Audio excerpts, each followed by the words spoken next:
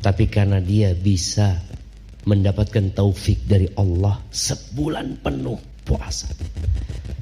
Urusan makan kita tiap hari makan.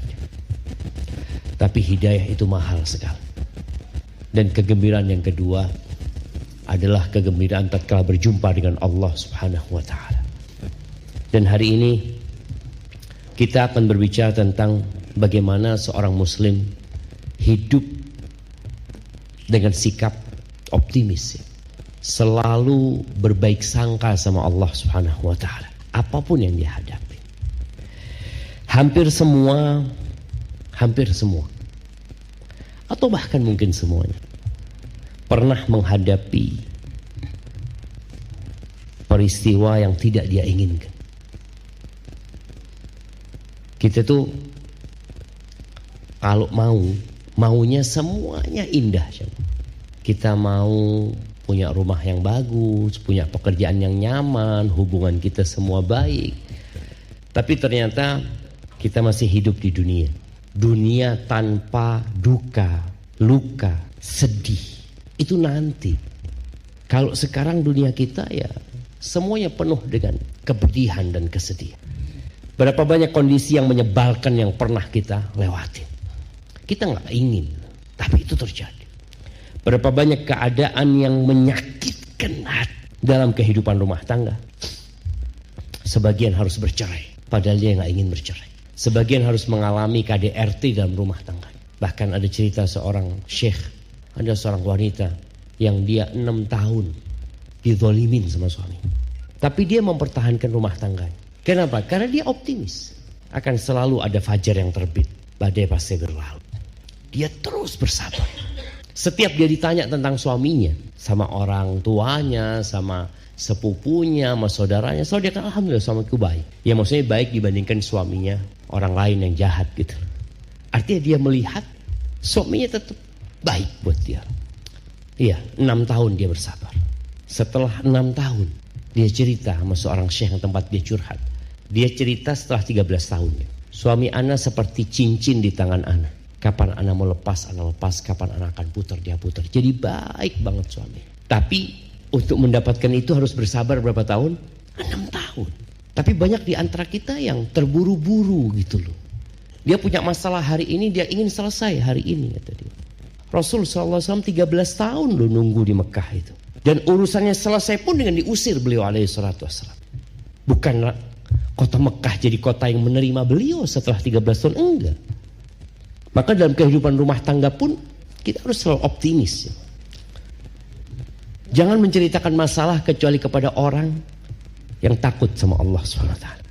Karena berapa banyak rumah tangga yang masalah itu sebenarnya kecil, gara-gara bercerita kepada orang yang tidak bertakwa kepada Allah, hilang optimisme. Yang ada bencana. Bahkan ada cerita seorang adik perempuan. Dia cerita, Ustaz, anak punya masalah. Ustaz jangan cerita sama kakak anak. Dia ceritakan masalah dia sebenarnya remeh. Iya suaminya zalim lah. Dia kata suami anak zalim, Ustaz. Tapi sekarang suami anak udah baik, Ustaz. Tapi karena anak sudah cerita sama ibu anak, maka ibu anak minta anak cerai. Suamimu gak baik. Gara-gara salah cerita. Baik, dalam ekonomi dan pekerjaan, ya insya Allah semua pernah mengalami masa-masa sulit. Bahkan sebagian, kalau antum dengar ceritanya Nabi Yusuf, beliau harus mendekam di penjara. Bukan karena beliau melakukan kesalahan dan dosa, bukan. Tapi itulah kehidupan yang memang harus dilewatin. Tetap kita optimis bagaimanapun kondisi kita. Sebagian kita itu lebih suka menyalahkan orang lain. Ini gara-gara fulan, ini kan ya Allah. Udahlah antum jalanin. Ini mungkin takdir antum yang harus antum lewati. Tapi Allah katakan akhirat itu lebih baik. Makanya Nabi kita Muhammad SAW ya, ketika malaikat Jibril sempat gak turun, ada fase wahyu itu gak turun. Sampai akhirnya turun surat Ad-Duha. Wad-duha wal-laili idza saja ma wadda'aka rabbuka wa ma qala. Tuhanmu itu tidak meninggalkanmu.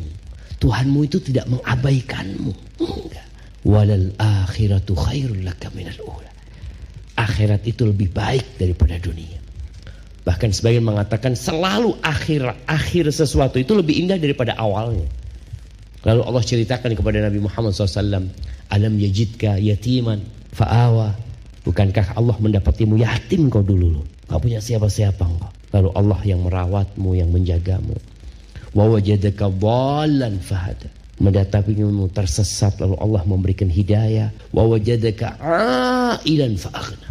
Engkau dulu susah hidupmu. Nah ini kita semua mengalami masa-masa sulit. Maka tinggal bagaimana kita memandangnya. Dalam dunia pendidikan, berapa banyak anak-anak yang tidak diterima di kampus yang dia inginkan. Banyak jamaah. Cerita itu insya Allah cerita ribuan mahasiswa yang dia tidak bisa mendapatkan angan-angan dia. Akhirnya dia bekerja di tempat lain. Dan ternyata tempat itu lebih indah sebenarnya daripada kalau dia sekolah. Insya Allah kita semua tahu cerita itu. Ahibati fillah, cuma gara-gara masalah yang dihadapin oleh sebagian kita, kemudian ada yang memandang dunia ini gelap gulita. Seakan-akan gak ada kebaikan. Sudah ahsan mati. Antum kalau lihat kenapa ada orang yang bunuh diri. Dan sepertinya fenomena ini fenomena yang perlu diperhatikan oleh para orang tua. Ada anak SD bunuh diri, SMP bunuh. Bahkan cerita salah seorang ustadz, ada ustadz gara-gara utang 20.000 bunuh diri ustadz. Kita punya masalah besar. Masalah itu adalah masalah tidak mengerti tentang hakikat kehidupan ini. Seakan-akan hidup ini segala-galanya. Padahal kita gak lama.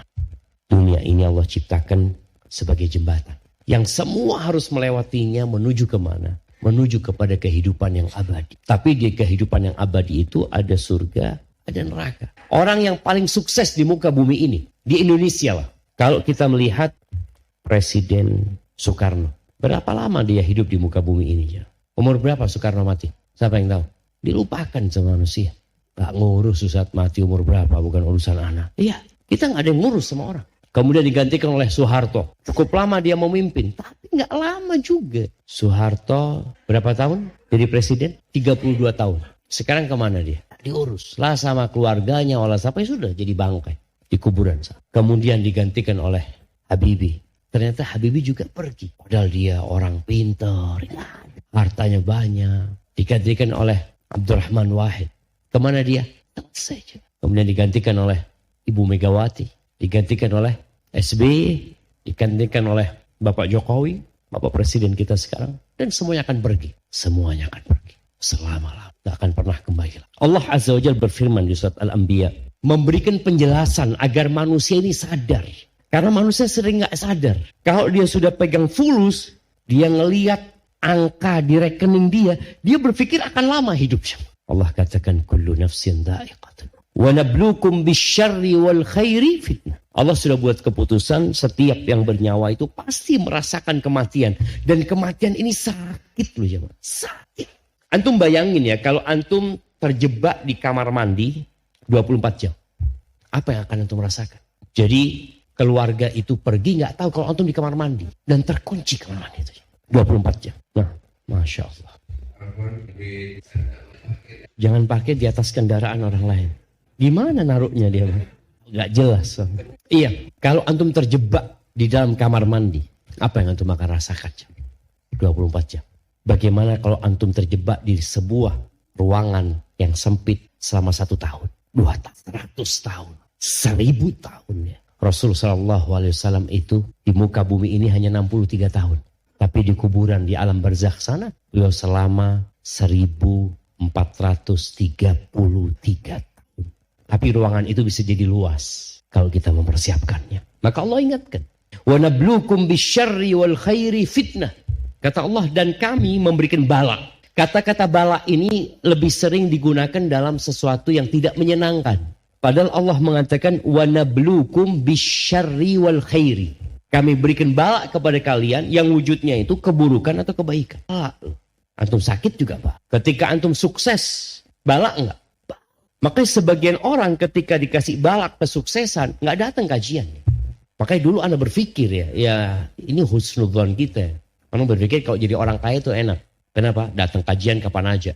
Oh perusahaan sudah ada yang ngurusin. Dia udah punya keran. Tinggal buka keran fulus keluar gitu kan. Tapi ternyata malah nggak bisa. Ada beban yang menyebabkan dia harus memikirkan uang dia. Semakin banyak uang dia, semakin berat beban dia. Makanya terkadang orang yang gak punya fulus, itu lebih ringan bebannya. Walaupun dia kena bala juga dengan kemiskinan dia. Berapa banyak cleaning service yang nyaman daripada general manager. Cleaning service nyaman. Dia gak pernah memikirkan perusahaan. Dia hanya memikirkan pokoknya bersih, tugas sana selesai. Ulang dapat fulus yang gak banyak kuasa. Tapi alhamdulillah, keluarga menerima. Maka Allah katakan wa nabluukum bisyarri wal khairi fitnah wa ilaina turja'un. Kepada kami kalian akan dibalikkan semuanya. Maka ana mengajak semua untuk kembali mengingat apa yang kita baca sebelum tidur dan ketika bangun tidur. Karena itu ringkasan hidup kita. Sebelum tidur kita baca apa? Bismillahirrahmanirrahim amutu ahya. Kita sebutkan dengan namamu ya Allah, aku hidup. Ada lagi doa Nabi sebelum tidur. Allahumma qini adzabak yauma tab'atsu ibadak. Ya Allah, selamatkan aku dari azabmu pada hari engkau membangkitkan hamba-hambamu. Yang diingat azab. Ketika bangun dari tidur, apa yang kita ucapkan? Alhamdulillah, alladzi ahyana ba'dama amatana wa ilaihin nusyur. Balik kepada Allah. Artinya antum memulai hidup ini, antum memikirkan masa depan. Subhanallah. Anda tadi dengarkan kajian di mobil. Ada seorang syekh mengatakan masa depan itu adalah sebuah istilah yang sebenarnya palsu. Nggak ada masa depan di dunia ini. Kenapa? Yang ada masa terputus. Antum mikir masa depan nanti, nah engkau masa depanmu harus jadi ini, jadi engkau masa depanmu mati. Itu masa depan. Masa depan yang sebenarnya tadi imma ilal jannah wa imma ilan nar. Kalau bicara masa depan di dunia nggak ada. Masa depannya apa yang dibicarakan sekarang? Kau lihat tuh. Tadi yang kita bicarakan. Seorang mungkin ingin jadi presiden. Terakhir engkau kemana? Kuburan. Pasti. Makanya orang yang cerdas itu bukan. Kalau bicara orang yang cerdas ya orang yang memikirkan masa depan dia. Tapi masa depan dia kapan? Ya setelah kematian di kehidupan yang sebenar. Maka tadi ketika kita mau tidur kita diingetin. Maka usahakan. Bisa nggak antum matikan handphone antum dalam sehari? Bisa nggak? 24 jam nggak pegang handphone? Coba. Kalau anak-anak mah bisa lah Ustaz. Diambil sama bapaknya. Tapi kita melatih ya. Kita melatih. Enggak, matikan handphone. Oh nanti penting itu. Ketika ada yang penting. Ketika ada yang sangat membutuhkan. Mereka tahu jalannya lewat. Mereka akan tahu. Kita kadang kala sampai tidur pun takut mematikan handphone. Ya saya takut ada hal yang darurat ini dan itu. Ada hal yang lebih darurat dari itu semua. Bagaimana kita tidak memutuskan hubungan sama Allah SWT dan memutuskan hubungan kita dengan dunia ini. Baik, ahibati fillah. Bicara optimis, ternyata malaikat pernah pesimis. Malaikat itu pernah pesimis. Pesimis dengan apa? Dengan keberadaan kita di muka bumi ini. Ketika Allah Azza wa Jalla di surat Al-Baqarah di ayat 30 sampai ayat 33, Allah mengatakan kepada para malaikatnya, Inni ja'ilun fil ardi khalifah. Aku hendak menjadikan di muka bumi ini khalifah. Sebuah generasi yang akan terus dilanjutkan oleh generasi selanjutnya. Untuk memakmurkan bumi. Apa kata malaikat? Qalu ataj'alu fiha man yufsidu fiha wa yasfikud dima. Ini kalau bicara pesimis. Apakah engkau akan menciptakan di muka bumi makhluk yang bakal membuat kerusakan di dalamnya, menumpahkan darah? Malaikat melihat dari sisi negatif. Manusia bakal kayak gitu. Lalu para malaikat mengatakan tentang diri mereka. Wa nahnu nusabbihu bihamdika wa nuqaddisu lak. Sedangkan kami tugasnya itu bertasbih, menyucikanmu, memujimu. Artinya kalau engkau memerlukan makhluk yang melakukan itu, engkau hendak menciptakan makhluk yang melakukan itu, sudah ada gitu. Kenapa harus menciptakan manusia yang bakal membuat kerusakan di muka bumi? Allah tidak memberikan penjelasan panjang lebar. Tapi Allah mengatakan, Inni a'lamu ma la ta'lamun. Sesungguhnya aku mengetahui apa yang kalian tidak ketahui.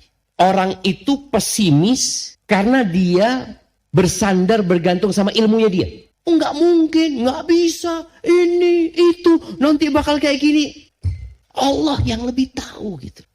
Oleh karena itu sekarang nih, di momentum-momentum yang manusia itu hadir bersama-sama mengabdi kepada Allah Azza wa Jalla, Allah itu membanggakan manusia di hadapan malaikatnya. Karena kejadian ini. Malaikat pesimis. Maka ketika haji di Padang Arafah. Allah yubahim bihim malaika. Allah katakan kepada malaikat-malaikat, lihat tuh hamba-hambaku. Unduru ila ibadi syu'than Ghubran, kau lihat kepada hamba-hambaku itu, kata Allah. Yang datang dari berbagai penjuru dunia. Dalam kondisi mereka berdebu, kusam, kusut bajunya. Lihat tuh, yang dulu malaikat mengatakan, apakah engkau hendak menciptakan makhluk yang membuat kerusakan? Nih, apakah mereka membuat kerusakan? Enggak. Ada yang membuat kerusakan. Tapi ada yang mengabdi kepada Allah Azza wa Jalla. Ada yang hadir meninggalkan segala kesenangan dunia. Mengatakan labbaik Allahumma labbaik. Labbaik la syarika laka labbaik. Innal hamda wan ni'mata laka wal mulk la syarika. Dan bagaimana di Lailatul Qadar. Allah sebutkan tanazzalul malaika. Di sini menunjuk malaikat itu ingin turun. Dan mereka turun benar-benar. Kamu. Dan Jibril pun turun. Untuk apa? Ya, ini malam yang penuh dengan berkah buat hamba-hamba Allah gitu. Bayangkan satu malam lebih baik dari 1000 bulan. Makanya kemudian setelah Allah menciptakan Adam alaihissalam, Allah perintahkan kepada malaikat-malaikat untuk sujud kepada Nabi Adam. Allah ajarin Nabi Adam nama-nama. Kemudian Allah perintahkan kepada para malaikat untuk ngasih tahu nama-nama itu, mereka nggak tahu. Disitulah Allah ingin menegaskan bahwa ilmu malaikat itu terbatas. Ungkapan pesimisme itu karena ilmunya terbatas. Maka seorang muslim diperintahkan untuk berbaik sangka sama Allah Subhanahu wa taala. Apapun kondisinya. Ahibati fillah. Rasul sallallahu alaihi wasallam pernah mengatakan dalam hadis riwayat Imam Bukhari dan Muslim, ajaban li amril mu'min. Sungguh mengherankan, sungguh menakjubkan kondisi orang beriman. Inna amrahu kullahu lahu khair. Urusan orang beriman itu semuanya itu baik. Walaysa dzalika illa lil mu'min. Nabi tegaskan itu tidak dimiliki kecuali oleh orang yang beriman. Loh gimana? Nabi jelasin. Beliau menyebutkan saya kehidupan ini tidak selalu menyenangkan. Kita tidak selalu tertawa. Kadang-kala kita tertawa pagi sore kita menangis. In asabathu sarra. Kalau orang ini ditimpa asabathu kena musibah. Musibahnya modelnya hal yang menyenangkan. Nabi sebut dengan musibah. Seperti tadi di ayat kami kasihkan bala yang wujudnya keburukan dan kebaikan. Maka kasih in asabathu sarra. Kalau dia dikena musibah, ditimpa musibah yang wujudnya hal yang menyenangkan, syakar. Dia bersyukur. Dia tidak mengatakan ini karena kerja keras saya. Enggak. Ini karena saya dulu belajar Ustaz. Karena saya punya link yang bagus kita. Dia mengatakan ini dari Allah. Alhamdulillah. Yang dia puji Allah Azza wa Jalla. Fakana khairan lahu. Maka hal yang menyenangkan itu jadi baik buat dia. Sebagian kita kalau dapat nikmat ya itu langsung merasa dia pantas mendapatkan nikmat itu. Gimana Ustaz? Ana ini kerja keras Ustaz. Ana merantau. Ana tinggalkan keluarga ana. Kaki jadi tangan, tangan jadi kaki, kepala jadi kaki, semua ana kerjakan. Akhirnya sukses ana. Allah yang kasih. Allah. Maka di sini orang beriman itu semua urusannya baik. Karena dia bersyukur sama Allah. Ingat syukur itu ada 3 rukunnya. Yang pertama dengan hati meyakini itu murni pemberian Allah bukan karena usaha dia. Yang kedua lisannya memuji Allah. Sebagian kita sering mengatakan saya, anak, kami, kita. Kemana Allah yang kasih semua itu? Nggak akan ada anak, nggak akan ada kita, wala kami kalau Allah tidak memudahkannya buat antum. Kemudian raganya menggunakan nikmat itu dalam ketaatan. Jadi baik. Wa in asabat udhara. Kalau dia ditimpa sesuatu yang tidak mengenakan. Yang tidak sesuai dengan rencana dia. Yang mungkin membahayakan fisiknya. Kita lihat ada orang jamaah kena stroke. 10 tahun dia di atas kursi roda. Ada orang yang harus cuci darah. Sejumat 2 kali dia cuci darah. Ada orang yang kena kanker yang dia harus kemo. Sampai rambutnya rontok. Sampai terlihat dia seperti orang yang tua. Ada banyaklah hal-hal yang tidak menyenangkan dalam kehidupan. Tapi buat orang beriman, dia bersabar. Maka Allah kalau bicara bala ya. Ada seorang nabi yang menjadi contoh bagaimana beliau dikasih bala. Nabi siapa? Nabi Ayub alaihissalam. Balanya Nabi Ayub itu apa? Nah, sebagian kita hanya tahu dia sakit kulit. Nabi Ayub ini kaya raya. Jadi orang kalau miskin, kemudian miskinnya biasa memang dari dulu miskin dia. Tapi kalau orang pernah kaya raya, kemudian jatuh miskin sakit. Orang yang awalnya dihormatin, dihargai di mana-mana, tahu-tahu ditinggalkan dan diasingkan, itu sakit sekali. Dan itu terjadi sama Nabi Ayub alaihissalam. Bagaimana akhirnya beliau ditinggalkan. Semua orang meninggalkan beliau. Ya biasa orang kaya, ada gula, ada semut. Tapi ketika miskin ditinggalkan. Apalagi tambah kena penyakit Nabi Ayub. Anak-anaknya semua mati. Semua. Orang tua itu kalau nguburkan anaknya, dia seakan-akan juga nguburkan jantungnya. Beberapa ayat mengatakan Nabi Ayub punya anak 13. Mati semua. Gimana? Antum punya anak, ya Allah. Mati satu aja anak antum gimana? Dan itu dilakukan sama Nabi Ayub dengan penuh kesabaran. Beliau kena musibah itu 18 tahun. Disebutkan. Apa doanya Nabi Ayub? Itulah kalau bicara optimis ya. Beliau, Allah ceritakan, wa ayyuba idnada rabbahu anni massani yadhur wa anta arhamur rahimin.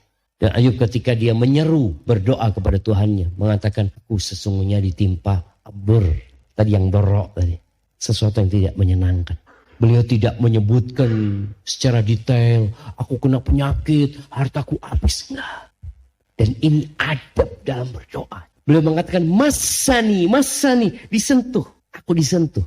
Kita kan kalau doa seakan-akan orang paling susah sedunia. Allah, anak gini. Lupa kadang-kadang kita sama nikmat.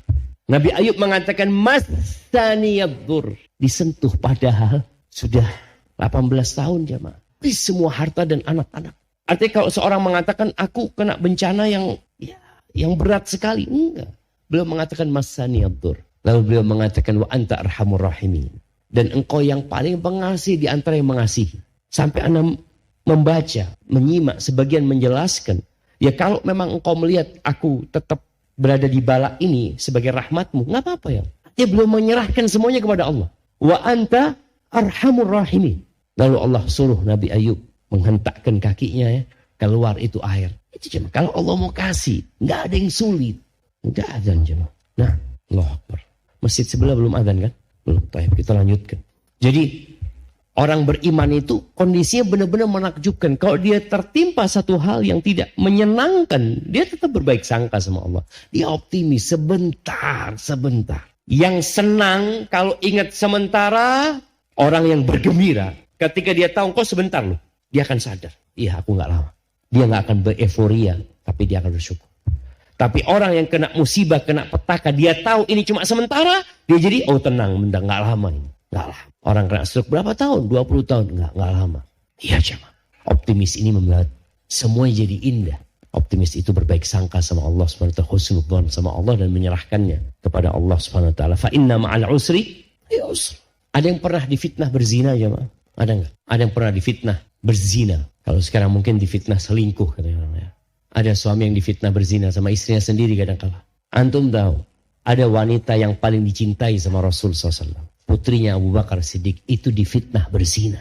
Di kota Madinah. Nabi masih hidup. Abu Bakar ada. Gimana perasaan suami? Bagaimana kondisi Nabi SAW ya ketika beliau dapat ujian itu? Sebagian orang berpikir ujian ini buat Aisyah. Enggak, ujian ini buat umat Islam semuanya. Khususnya buat yang bersangkutan Aisyah dan suaminya Nabi SAW. Orang tuanya. Gimana Aisyah ini masuk kota Madinah bersama seorang laki-laki. Di atas ontanya disebarkan berzina. Nabi SAW nggak tahu dengan yang gaib. Beliau tidak tahu dengan apa yang sebenarnya terjadi. Sampai beliau terakhir ngomong sama Aisyah. Ya Aisyah, idza almamti bidzambin. Engkau memang melakukan dosa itu, bertobatlah kepada Allah. Sampai seperti itu ya.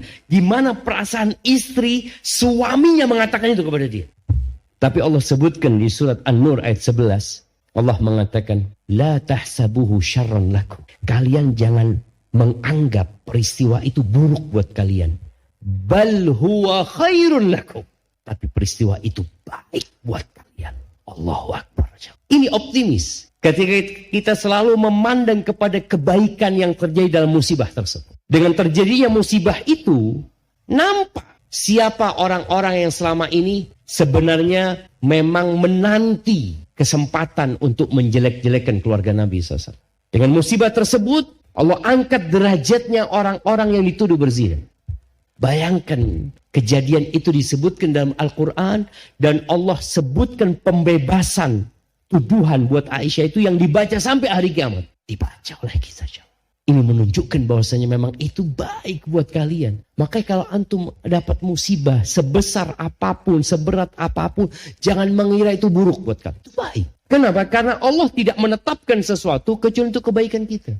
Makanya Allah mengatakan, Qul, katakan, la yusibana illa ma kataballahu lana. Katakan, tidak akan menimpa kita sebuah musibah kecuali yang Allah tuliskan lana. Jadi dalam bahasa Arab itu ada tulisan lana sama alaina. Li sama alayya. Kalau lana itu artinya kebaikan buat kita. Tapi kalau alaina biasanya keburukan buat kita. Maka Allah katakan, Qul la yusibana illa ma kataballahu lana. Kecuali yang Allah catat untuk kebaikan kita. Huwa maulana. Wa 'ala Allah falyatawakkalul mu'min.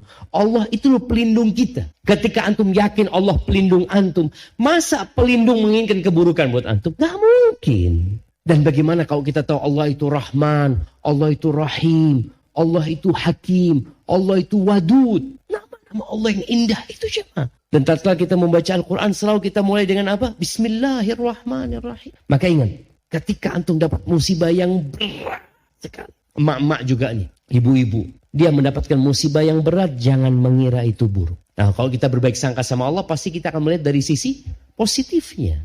Ada baiknya. Ahibati fillah, ketika diwajibkan perang kepada umat Islam di surat Al-Baqarah ya, ayat 216 Allah mengatakan kutiba alaikumul qital wa huwa kurhul lakum. Diwajibkan atas kalian berperang dan itu sesuatu yang dibenci sama kalian. Oh saya senang Ustaz dengan peperangan. Enggak. Allah sebutkan secara naluri manusia nggak suka. Karena kalau dia berangkat perang dia akan meninggalkan keluarganya. Boleh jadi dia mati. Anaknya jadi yatim, istrinya jadi janda, mungkin dinikahin sama orang lain. Boleh jadi dia cacat seumur hidup. Gak punya tangan dia hidup. Bagaimana sebagian sahabat gak ada tangannya, gak ada matanya. Mereka. Maka Allah sebut, wa huwa kurhul lakum. Lalu apa kata Allah? Wa asa an takrahu syai'an wa huwa khairul lakum. Wa asa an takrahu syai'an wa huwa khairul lakum. Boleh jadi yang kalian benci itu baik buat kalian. Wa asa an tuhibbu syai'an wa huwa syarrul lakum. Boleh jadi yang kalian sukai itu buruk buat kalian. Masalahnya apa? Wallahu ya'lamu wa antum la ta'lamun. Allah yang tahu, kalian nggak tahu. Manusia itu hanya tahu mana yang dia sukai dan mana yang dia tidak sukai. Tapi kalau mana yang baik dan mana yang tidak baik, wallahu a'lam, dia nggak tahu. Makanya ada seorang ketika memilih seorang wanita yang dia nikahi. Dia sudah mengatakan ini insya Allah wanita baik, ini itu macam-macam. Dia maksa. Ibunya mengatakan janganlah nak, ibu kok nggak suka sama perempuan itu nak. Tapi ibu dia sebutkan berbagai macam, ya sudah. Ternyata terbukti tidak sesuai. Makanya kita disuruh istighfar, minta pilihan dari Allah Subhanahu Wa Taala. Kenapa? Karena kita nggak tahu. Yang kita tahu tadi, anak suka. Apakah baik buat anak? Oh, nggak tahu anak. Karena bicara baik itu boleh jadi sekarang baik, besok nggak baik buat anak. Ada orang yang menikah tadi setahun dia merasakan baik, setelah itu jadi neraka rumah tangganya. Ada. Seperti itu. Maka Allah sebutkan boleh jadi yang kalian benci itu buruk buat kalian. Dan yang kalian sukai afan. Boleh jadi yang kalian benci itu baik buat kalian. Dan yang kalian suka itu buruk buat kalian. Wallahu ya'lamu antum la ta'lam. Allah maha tahu kalian gak tahu. Udah. Kayaknya bapak-bapak silahkan sholat. Karena anak tadi udah jamak ya. Anak udah jamak. Jadi tafadhol bapak-bapak untuk sholat isya. Kita akan lanjutkan mungkin bersama ibu-ibu. Baiklah, pada pendengar untuk sholat isya. Saya dengan pemahaman kita yang ambil ausiknya. Oh Masya Allah. Tapi ada orang yang nggak tahu ayahnya masih ada atau sudah tidak ada. Apa kewajiban anak? Ya dia berusaha untuk berbakti kepada orang tuanya. Yang pertama tentunya dengan doa. Karena doa ini kalau dia tahu ayahnya adalah seorang muslim, maka adalah dia terus mendoakan orang tuanya. Rabbighfirli wa liwalidayya warhamhuma kama rabbayani shaghira. Kemudian ini ada banyak masalah sebenarnya. Masalah yang berkaitan dengan mahram ya. Karena boleh jadi anaknya menikah ternyata sama pamannya sendiri. Maka perlu dipastikan nasabnya itu. Anti itu fulana binti siapa? Binti fulan. Kalau ketahuan, walaupun nggak tahu kemana keberadaannya, paling tidak dari nasabnya sudah ketahuan. Kalau ketika ada yang meminta putrinya, umpamanya dia tahu orang itu bukan saudara atau bukan mahramnya. Tapi intinya tadi berusaha semaksimal mungkin untuk berbakti kepada orang tua dengan mendoakannya, ya mencari Ya, anak nggak tahu, boleh jadi kan ada orang tua memang yang meletakkan anaknya di panti asuhan kemudian mereka pergi dan tidak pernah meninggalkan jejak. Hadza wallahu a'lam bishawab. Ustaz, mohon didoakan untuk seluruh jamaah di sini yang Allah belum pertemukan dengan pasangan hidup, yang masih single, agar Allah pertemukan dengan pasangan hidup yang soleh soleha, baik akhlak dan agamanya, dan agar kami dapat bersabar di dalam ketakwaan. Bang, kayaknya kipas itu bang, jangan dihadapkan ke anak bang, yang bawah bang, yang bawah. Siap. Bang, ada pertanyaan. Ya, kalau bicara doa, ya kita doakan ya. Kita memohon kepada Allah dengan nama-nama yang indah, dengan sifat-sifatnya yang mulia, agar Allah mempertemukan setiap muslim dan muslimah yang belum bertemu dengan jodoh. Dan nasihat ana dalam menanti jodoh ini, hendaklah memperbanyak istighfar. Ketika belum menikah, sejatinya pernikahan itu masalah. Jadi jangan berpikir bahwasanya pernikahan itu hanya bersenang-senang ya. Sampai ada cerita seorang anak muda ketika baru menikah ya mungkin berapa hari setelah menikah, dia mengatakan nikah itu surga. Setelah setahun dia menikah, dia tanya, gimana rumah tanggamu? Ya, pernikahan itu syarrun la budda minhu. Suatu masalah yang memang harus dihadapin. Jadi bagi yang belum menikah, manfaatkan waktu untuk memperbanyak istighfar, berdoa memohon kepada Allah Subhanahu wa taala. Karena kalau nanti sudah menikah, ada banyak hal yang tidak bisa engkau lakukan. Karena engkau harus memberikan pelayanan kepada istri ya, bagi seorang perempuan, ngurusin anak ini dan itu. Maka sekarang yang masih jomblo ini, manfaatkan waktunya untuk mendekatkan diri kepada Allah Subhanahu wa taala, menghafal Al-Quran, membaca Al-Quran dengan artinya ya. Insya Allah jodohnya datang dan engkau sudah siap untuk menjadi seorang ibu dan seorang istri. Ustaz, saya memutuskan berpisah dari suami karena kata talak yang sering dia ucapkan. Tapi dia tidak terima dan kemudian menfitnah saya ke keluarganya, dan keluarga saya dituduh difitnah berselingkuh. Padahal dia yang selama ini berselingkuh, tapi selalu saya jaga aibnya. Sampai sekarang saya memilih hidup sendiri bersama anak-anak saya. Mohon doanya buat saya. Barakallahu fiik. Iya jemaah, kalau bicara pernikahan, Allah itu mengatakan tentang pernikahan, fa imsakun bima'rufin aw tasrihum biihsan.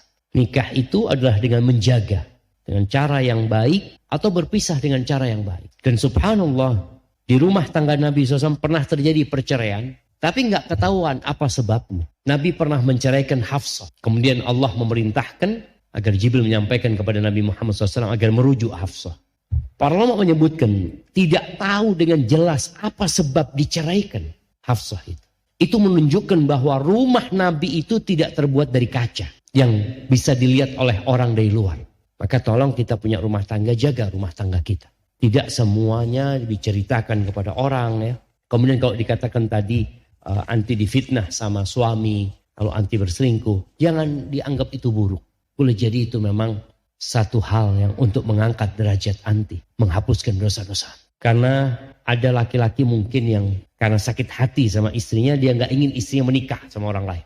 Maka dia fitnah seperti itu supaya orang nggak berani meminta dia. Maka anti berusaha untuk memperbaiki hubungan anti sama Allah, dan tidak perlu anti buka aib dia yang berselingkuh ini dan itu nggak perlu. Karena Nabi SAW mengatakan man satara musliman satarahullah. Barang siapa yang menutup aib saudaranya sesama muslim, maka Allah akan menutup aib dia. Jadi biarlah dosa dia ditanggung sama dia, anti tidak perlu ikut-ikutan membongkar aibnya dia. Bagaimana cara agar kita tetap berhusnudzon kepada Allah di tengah kondisi terpuruk yang kadang sebagai manusia kita merasa lelah? Semoga Allah memudahkan Ustadz untuk menjawab. Jazakallahu khair. Barakallahu fiik. Ya, kita nih kadangkala merasa berada di kondisi yang sangat terpuruk sekali. Padahal di luar sana ada banyak orang yang kondisinya jauh lebih buruk daripada kita. Maka kalau bicara bagaimana menumbuhkan optimisme di diri kita dan menumbuhkan husnudzon kepada Allah Azza wa Jalla, maka caranya engkau harus kenal sama Allah. Siapa itu Allah? Apa yang sudah Allah berikan kepadamu? Karena sebagian orang merasa Allah tuh ngambil dari Anas. Loh, Allah gak ngasih apa-apa. Bisa engkau duduk, engkau ambil buku, engkau tulis nikmat yang Allah berikan kepada. Supaya engkau kenal sama Allah. Kedua mata yang kita dengannya bisa melihat. Kita hampir gak pernah mensyukurinya. Orang itu baru akan bersyukur biasanya kalau nikmat itu hilang. Kalau masih ada dia merasa bukan nikmat. Tapi dia merasa kehilangan pekerjaan, dia di PHK, anaknya meninggal, mungkin suaminya boleh macam-macam. Dia merasa nikmat itu hilang. Tapi nikmat yang melekat di diri kita lupa. Coba engkau bayangin ya. Ketika seorang ada masalah dengan jantungnya dan harus pakai ring. Atau harus di bypass. Atau dia masalah ada dengan livernya, yang livernya tinggal sedikit. Atau dia punya masalah dengan ginjalnya, yang ginjalnya sudah tidak berfungsi. Artinya ada banyak kondisi yang seharusnya engkau renungkan supaya engkau bersyukur kepada Allah SWT. Jadi kalau bicara bagaimana tetap berhusnudzon sama Allah, tadi disebutkan hidup ini ujian dari Allah untuk melihat siapa yang bersyukur dan siapa yang bersabar. Kemudian musibah yang menimpamu itu hanya sedikit dibandingkan dengan nikmat yang Allah berikan kepadamu. Dan musibah itu juga hanya sementara.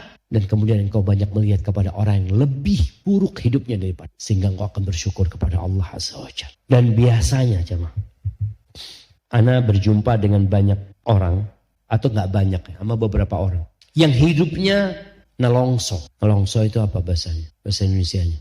Nelongso itu menderita lah dia. Menderita, orang hidupnya menderita. Karena dia gak bersyukur.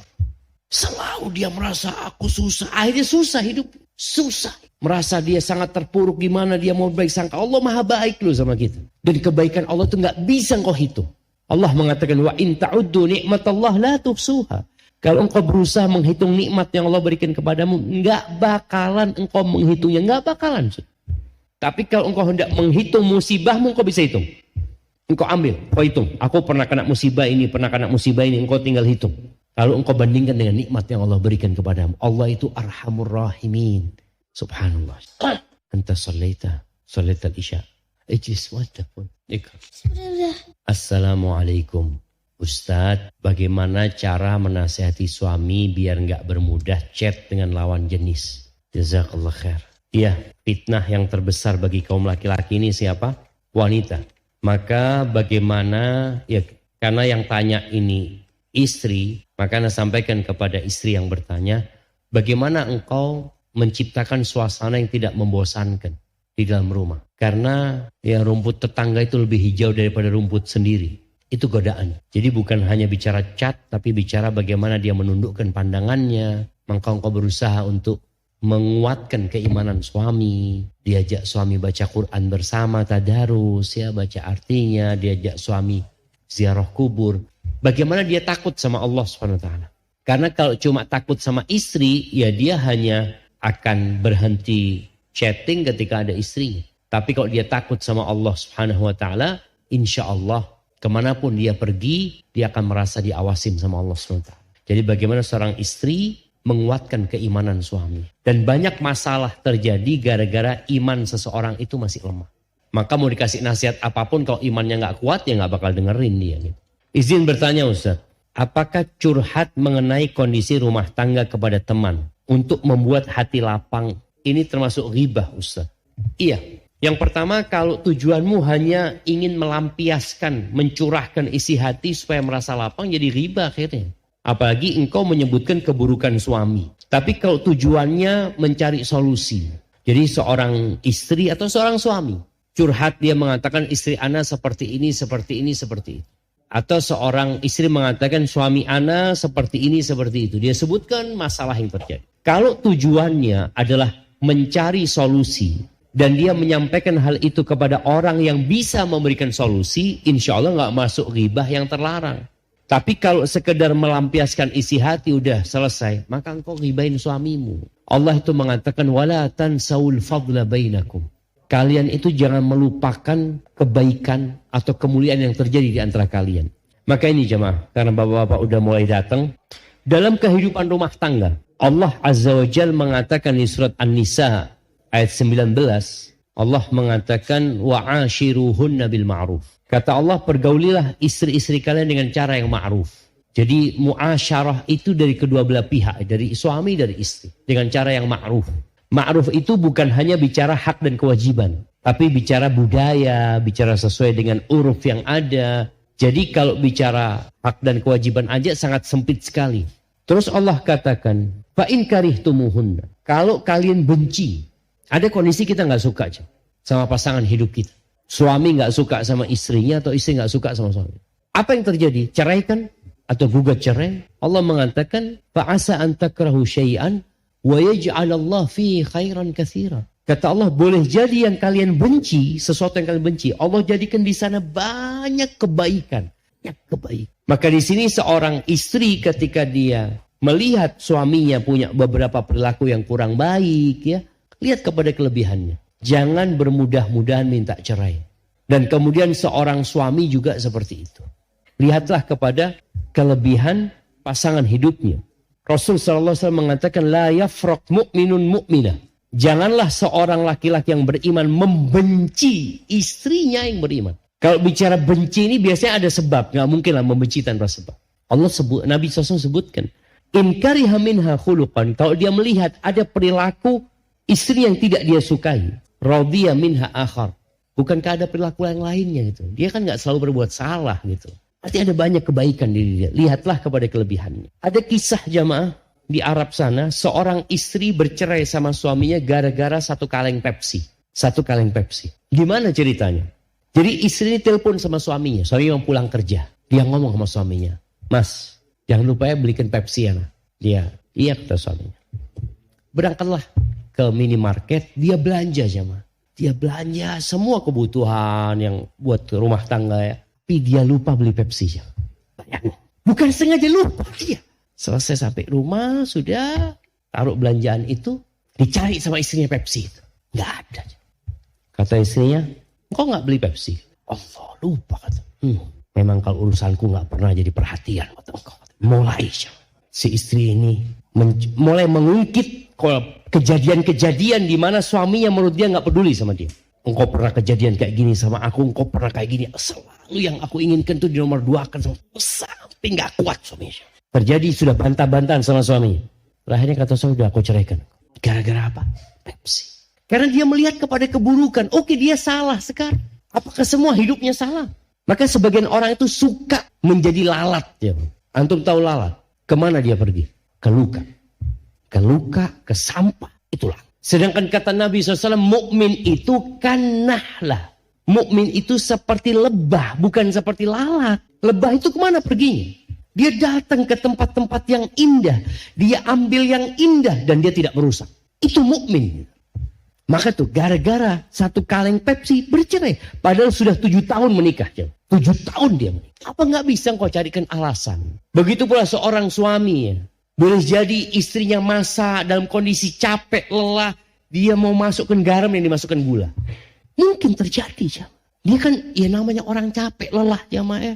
Dia berharap suaminya makan itu dengan enak. Nggak ada lah istri yang berharap mudah-mudahan muntah-muntah suamiku makan. Nggak ada lah. Pasti istri berharap makanannya enak dan dipuji sama suami ya. Tapi kadang salah masukkan. Atau garamnya kebanyakan. Itu terjadi. Berapa banyak istri yang manasin sesuatu karena dia gendong anaknya atau gosong. Engkau akan mengatakan apa? Enggak peduli sama suami. Durhaka. Maka ingat, seorang yang curhat kepada orang lain, lihat. Engkau sering curhat tentang keburukan suamimu, tapi hampir tidak pernah cerita kebaikan suami. Memangnya suamimu buruk? Ada satu orang curhat sama anak panjang semua. Yang dia ceritakan semua adalah keburukan suaminya. Anak sampaikan kepada dia, kalau di diri suamimu sudah nggak ada kebaikan lagi, ya sudah engkau gugat cerai. Masa nggak ada kebaikan di diri suami? Ya ada lah Ustaz. Ya itulah. Ada ini, coba engkau sebutkan kebaikannya. Ini. Kalau keburukan semuanya punya keburukan. Makanya mak-mak di atas jangan tanya tentang anak sama istri anak. Nanti gak dengerin kajian anak jemaah. Semuanya punya keburukan jemaah. Ya Allah, mudah-mudahan diampuni sama Allah kita. Ustaz, bagaimana cara birrul walidain dengan orang tua yang tidak bersikap adil kepada anak-anaknya? Subhanallah ya. Bicara keadilan kepada anak ini, itu ditekankan sama Nabi Muhammad SAW sejak dulu. Dengan praktek langsung. Datang Nu'man ibn Bashir bin Nu'man. Bashir ini datang. Dia bawa anaknya Nu'man. Ya Rasulullah, aku ini mau kasih hadiah buat Bashir. Ada hibah buat anaknya. Ingat, hibah itu baru terlaksana kalau ada serah terima ya. Tapi ibunya nggak mau. Kenapa ibunya nggak mau? Ibunya minta engkau jadi saksi ya Rasulullah. Ini bagi para istri ya. Istri itu harus cerdas ya. Harus pintar-pintar menghadapi suami. Jangan suka berdebat sama suami. Kadang-kala istri tahu suami ini salah. Tapi suami kalau dikasih tahu istri nggak mau. Karena merasa, Rijal itu pemimpin gitu loh. Masa dikasih nasihat sama istri? Istrinya An-Nu'man pinter. Dia nggak mau debat sama suaminya. Sudah, aku siap. Aku ridho dengan pemberianmu asalkan Nabi jadi saksi SAW. Antum pun kalau ada, ini ibu-ibu kalau ribut sama suami macam-macam, sudah lama. Kalau Ustadz ngomong iya, anak iya. Bismillah.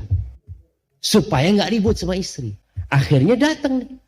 Ketika ngomong seperti itu, ternyata ini karena disuruh istri jamaah. Tanyalah Nabi SAW. Akulla waladika nahalta. Apakah semua anakmu engkau kasih hibah yang sama? Kata Bashir, enggak. Taib. Apa engkau kepingin semuanya berbakti kepadamu? Iya ya Rasulullah katanya. Jangan kau lakukan itu. La asyhad ala jur atau ala zur. Aku enggak mau jadi saksi atas kepalsuan, atas kezaliman. Baik, kalau ternyata itu terjadi, ada orang tua yang zalim sama anak-anaknya. Dia pilih kasih. Apakah kezaliman orang tua ini menjadi hal atau menjadi sebab yang membolehkan anak durhaka sama orang tua? Enggak. Tetap anak enggak boleh durhaka sama orang tua. Jadi jangan berpikir, orang tua durhaka, anak durhaka. Enggak boleh. Tetap yang namanya dosa itu dosa. Jangan sampai orang tua berbuat dosa, engkau pun akhirnya membalasnya dengan dosa. Tapi Nabi ingin menjelaskan sallallahu alaihi wasallam bahwa yang engkau lakukan itu dapat memicu anak-anakmu durhaka. Bukan melegalkan kedurhakaannya. Enggak. Maka kalau bicara apa sikap anak sekarang dengan orang tua yang tidak adil, ya sabar. Tetap berbakti sama orang tua. Karena yang nyuruh dia berbakti bukan orang tua, tapi Allah yang nyuruh dia berbakti. Dan dia ketika berbakti bukan karena berharap balasan dari orang tua, enggak. Harapannya apa? Allah memberikan yang indah buat dia. Jadi tetap bersabar ya. Insya Allah itu yang namanya silaturahim ini jamaah. Bukan kunjung-kunjungan ya. Tapi silaturahim itu adalah menyambung yang putus, menghangatkan yang dingin, mencairkan yang beku. Itu silaturahim. Jadi kalau sudah antum biasa kunjung-kunjungan ya sudah nyambung dari dulu gitu loh. Tapi ada orang-orang yang memutuskan, ini tugas antum sekarang. Dan disitulah ada pahala dipanjangkan umurnya, diluaskan rezekinya. Dan biasanya yang banyak dipermasalahkan sama anak ini urusan fulus ya. Urusan harta. Tapi orang tua juga dalam urusan kasih sayang tolong berusaha untuk adil. Kalau mencium anaknya satu, cium yang lain. Karena jangan sampai anak itu melihat, oh abahku ini sama aku gak pernah nyium aku. Kalau kakak dia cium gitu kan. Barakallahu fikum. Bagaimana caranya agar tetap optimis dan yakin bahwa rizki dan jodoh sudah Allah tetapkan. Karena terkadang muncul perasaan khawatir. Iya, khawatir ini muncul karena kelemahan keyakinan kita sama Allah SWT. Antum lihat ya, bicara tawakal ini mudah. Tapi kalau ada momentum yang menunjukkan antum tawakal apa enggak, baru akan nampak antum tawakal atau tidak. Karena tawakal ini amalan hati. Ketika Nabi Musa bersama kaumnya sampai ke pantai di pagi hari. Dan ternyata tidak ada perahu untuk menyeberang. Ketika mereka noleh, ternyata pasukan Fir'aun sudah kelihatan. Falamma tara al-jam'an. Qala ashabu Musa inna lamudrakun. Ketika sudah saling melihat dua pasukan ini, sahabat-sahabat Nabi Musa mengatakan, kita habis sudah. Kita akan terkejar sama Fir'aun. Karena memang lautan belakang Fir'aun. Apa kata Nabi Musa? Kalla. Inna ma'iya rabbi sayahdin. Nggak mungkin. Sekali-kali tidak akan pernah mereka mengejar kita. Karena bersamaku ada Tuhanku. Dia akan memberikan hidayah. Dan ini yang perlu kita tumbuhkan di hati kita. Engkau hidup bersama Allah apa tidak gitu. Kalau bicara rizki ya, jodoh, ada orang mungkin yang mengatakan, Ustaz, ana udah lama nunggu jodoh ana Ustaz. Sedangkan ya buat akhwat mungkin sudah umur di atas 27 ya. 28 atau 30 dia berpikir kayaknya sulit orang mau menikahi anak. Bapak-bapak ada yang mau. Nah, jodoh itu nggak kemana. Makanya kalau untuk melihat kadang-kala anak bingung ya, ada orang Aceh menikah sama orang Papua. Kok bisa aja? Itu sudah dicatat. Maka yakin. Wa ma min dabbatin fil ardi illa 'ala Allahi rizquha. Semua sudah ditanggung sama Allah SWT. Seringlah kita ini merenungkan ciptaan Allah. Buat orang yang keyakinan terhadap rezeki masih lemah. Coba dia lihat ya. Ana itu kadang-kadang ngelihat di rumah. Ada serangga-serangga yang belum pernah Ana lihat dalam hidup Ana. Suatu hari istri Ana ngomong, bang sini bang. Lihat ini bang. Ya Allah indah banget. Binatang apa ini Ana lihat ya. Itu Allah tentukan rezekinya. Antum lihat yang namanya cicak. Cicak itu belajar di mana dia nangkap nyamuk. Sekolah di mana. Allah kirimkan rezekinya gitu. Kadangkala dia itu harus turun untuk menyambut rizkinya. Antum melihat kadangkala cicak itu turun gitu. Bukan dia berada di atas saja. Dan itulah seorang muslim ketika mencari rizki. Bukan berarti dia diam-diam. Enggak. Dia juga menjemput bola. Tapi kalau bukan rizkinya, itu cicak turun. Ternyata dia menjemput ajalnya. Dia kan tujuannya menjemput rizkinya kan. Ternyata dia menjemput ajalnya. Iya. Maka kita harus yakin dengan semua itu. Dan engkau tidak akan mati. Kecuali rizkimu habis. Nggak bakalan. Bicara jodoh. Tadi ada seorang wanita subhanallah. Yang dia dinikahin bukan karena cantik. Malah karena dia jelek. Ada. Karena wanitanya kan nggak pede kan. Anaknya apa Ustaz? Anaknya nggak cantik Ustaz. Sedangkan banyak yang cantik yang lainnya. Dia kan berpikir kan nggak akan ada yang menikahin dia. Enggak. Belum tentu. Boleh jadi ada orang-orang yang memang nggak cari wanita yang cantik. Tapi cari wanita yang soleh. Masya Allah. Assalamualaikum warahmatullahi wabarakatuh. Sebelumnya jazakallah khair Ustaz. Kakak dan keponakan dari kecil hingga kurang lebih 13 tahun. Hidup di bawah tekanan perilaku kekerasan suami. Kakak dan keponakan. Tunggu sebentar. Kakak dan keponakan dari kecil hingga kurang lebih 13 tahun. Ini kakak dan keponakan. Hingga 13 tahun hidup di bawah tekanan perilaku kekerasan suami atau bapaknya. Faham jemaah? Oh, dia menanyakan tentang kakaknya dia. Sahih? Masya Allah jemaah. Iya, kakaknya dia dan keponakannya. Siap. Dan keponakannya dia ya. Alhamdulillah kakak bisa bercerai karena ditinggal bertahun-tahun. Ternyata hal ini mempengaruhi psikis anak pertama. Depresi karena mendapat kabar kondisi bapaknya yang ODGJ. Oh, bapaknya ternyata kakak saya sudah ikhtiar periksakan anaknya dan kakak sekarang sholat. Dan masalah tidak begitu saja tuntas. Bagaimana saya yang di Jawa tetap mensupport kakak yang di Kalimantan. Ini kan sepertinya kakaknya dulu juga nggak sholat ya ma. Kalau disebutkan kan kakak sekarang sholat gitu ya. Baik, jangan tergesa-gesa menikah. Dan ketika menikah hendaklah sesuai dengan kriteria yang disampaikan Nabi Muhammad SAW. Ketahuilah ya, semua hubungan yang tidak diridhai Allah, maka ketahuilah akhir dari hubungan itu tidak engkau ridhoi.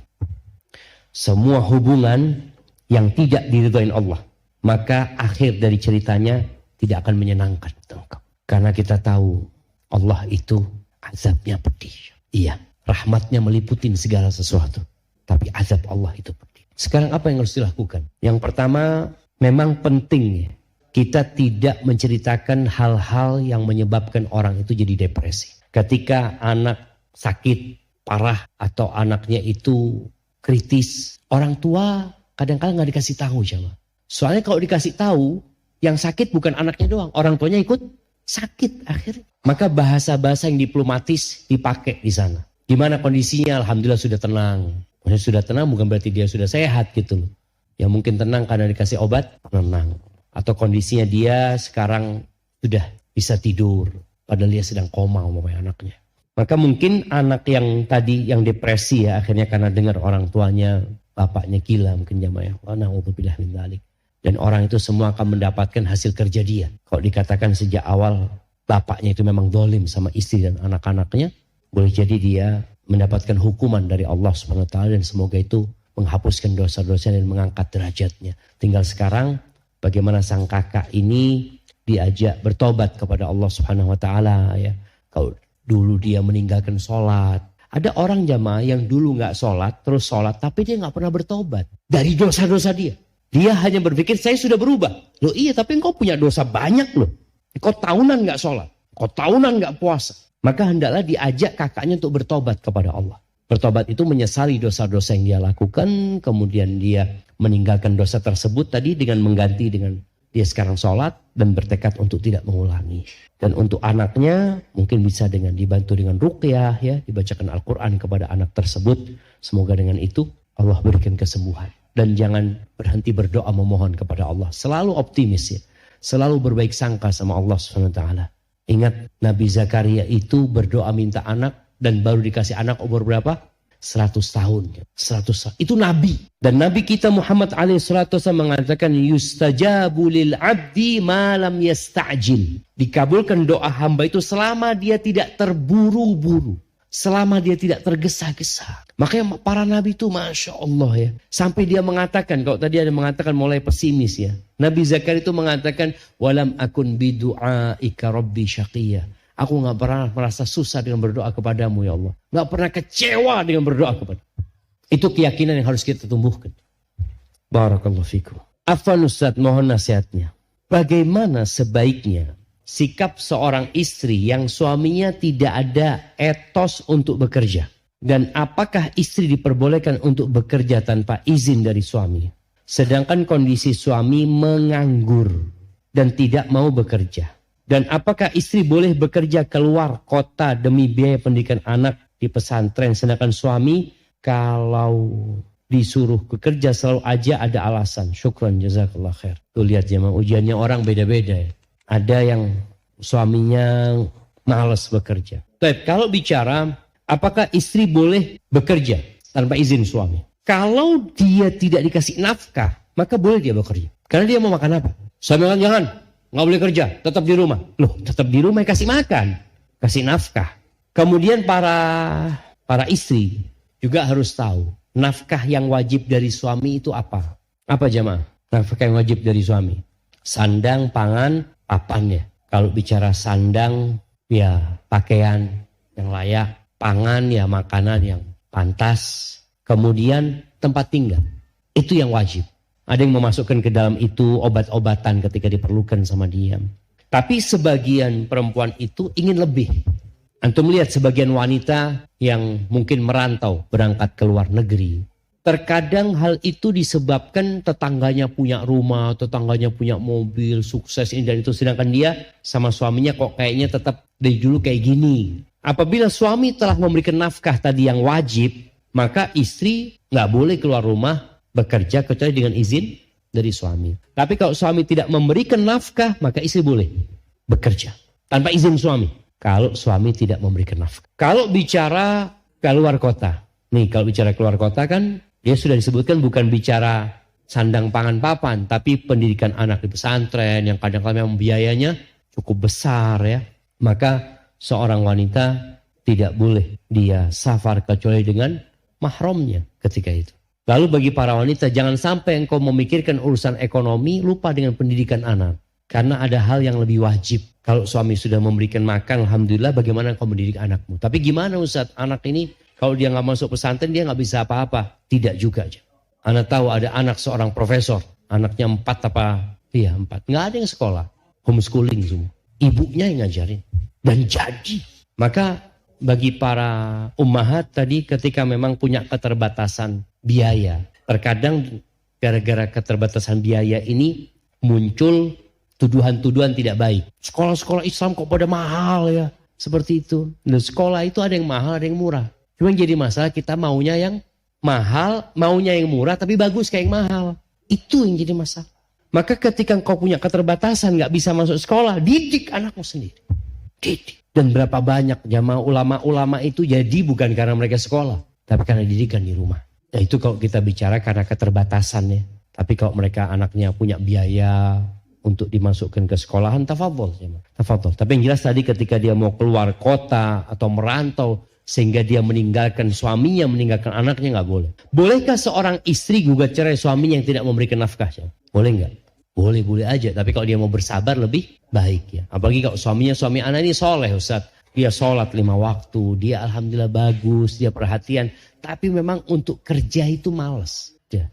Ada nggak yang model kayak gitu jamaah? Sholat pertama di masjid dia. Ya Allah. Untuk kerja. Ya Allah kayaknya rezeki anak lewat istri mungkin. Allahu Akbar. Dan istri kalau ngasih nafkah sama suami. Itu boleh dihitung utang. Boleh. Jadi apabila seorang suami tidak memberikan nafkah, kemudian istrinya yang ngasih nafkah untuk kehidupannya, dan istri niat supaya itu nanti kalau suami punya uang dibalikin, balik ya mah. Jadi bapak-bapak nanti istri, bang aku 5 tahun ya, sebulan 10 juta, balikin duitnya, kau dapat warisan nih sekarang. Balikin ya mah. Itu utang. Kalau nggak hari kiamat dituntut. Ini bicara tentang hak dan kewajiban. Tapi ada istri enggak, anak cari pahala dari Allah. Ya sudah. Tapi kalau dia memang mau nuntut boleh. Karena yang wajib memberikan nafkah bukan istri tapi suami. Nah bagaimana membuat iman selalu istiqomah dengan kebaikan dan kebaikan. agar kita wafat husnul khatimah. Jemaah baca Quran. Antum perlu punya hubungan sama Al-Quran yang baik. Nabi itu alaihi salatu wassalam memberikan nasihat agar kita baca Quran tiap bulan. Hatam Quran tiap bulan. Tapi kebanyakan kita memahami hatam Quran itu bulan Ramadan. Makanya muncul pertanyaan, Ustaz, lebih baik hatam Quran sama artinya atau gimana ya? Tiap bulan kita dianjurkan untuk baca Quran sama artinya. Apa dalilnya? Karena Nabi SAW menyebutkan orang yang baca Quran kurang dari 3 malam hatam, la yafqah. Dia gak akan bisa memahami. Berarti kan tujuannya membaca untuk dipahami. Maka Nabi melarang jangan terlalu cepat gitu loh. Paling cepat 3 malam lah Nabi SAW. Nabi menganjurkan kepada Abdullah bin Amr bin As ketika dia istrinya, ini jamaah. Istrinya Abdullah bin Amr itu mengadukan suaminya. Suaminya ini sholat malam puasa sunnah terus. Kira-kira kalau dapat menantu kayak gitu gimana? Oh Masya Allah soleh. Tapi hablum minan nasnya gak terjaga dia. Akhirnya kata Nabi SAW, puasa paling bagus puasanya Daud. Sudah. Awalnya engkau puasa sebulan sekali. Rasulullah aku kuat lebih dari itu. 3 hari dalam sebulan. Aku kuat lebih dari itu. Udah. Senin Kemis atau puasa sehari puasa 2 hari berbuka. Aku kuat lebih dari itu ya Rasulullah. Paling bagus puasanya Nabi Daud. Sudah. Nabi ngasih tahu seperti itu. Baca Qurannya, Nabi mengatakan Iqra fi syahr. Sallallahu alaihi wasallam. Engkau baca hatamkan Quran sebulan sekali. Dia merasa lebih kuat. Akhirnya sampai suruh 7 malam.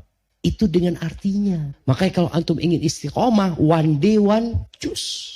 Itu pegangan kita, jangan. Antum merasakan ketika hubungan antum dengan Al-Quran itu baik, urusan antum mudah. Tapi kalau sudah Qurannya mulai yang 1 juz jadi 3/4, yang 3/4 jadi setengah juz, yang setengah juz alhamdulillah saat yang penting baca Quran walaupun 1 ayat, ya sudah. Jemaah usahakan Quran. Dan yang pertama Allah turunkan itu Iqra. Terus apa yang mau dibaca? Ya Qurannya ini yang dibaca. Barakallahu fikum. Ustaz mohon didoakan untuk bapak ibu saya supaya rumah tangganya hingga jannah Allah. Dan mohon doakan bapak ibu saya diberikan kesehatan dan kenikmatan ibadah di hari tuanya. Berkumpul bersama cucu-cucu, anak-anak dan mantu. Saya sampai mencintai. Saya sangat mencari ibu bapak saya. Jazakallah khair. Masya Allah. Barakallahu fikum. Mudah-mudahan Allah kabulkan doanya jamaah.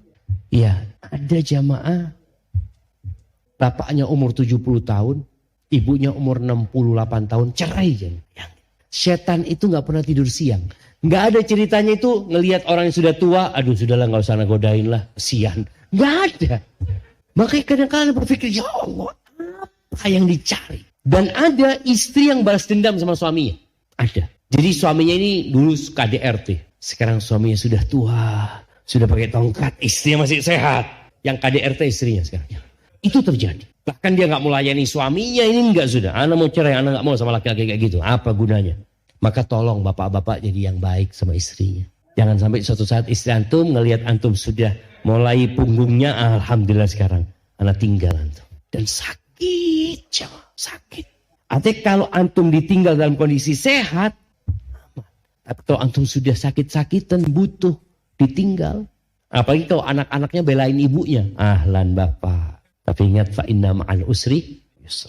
Ada kemudahan bersama kesulitan. Assalamualaikum Ustaz. Semoga antum sehat, lancar, berkah.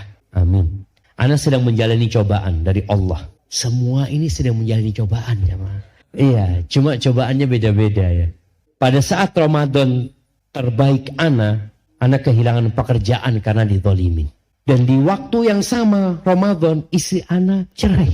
Di jamaah sudah jatuh ketimpa tangga. Istri Ana cerai meninggalkan karena Ana tidak kerja.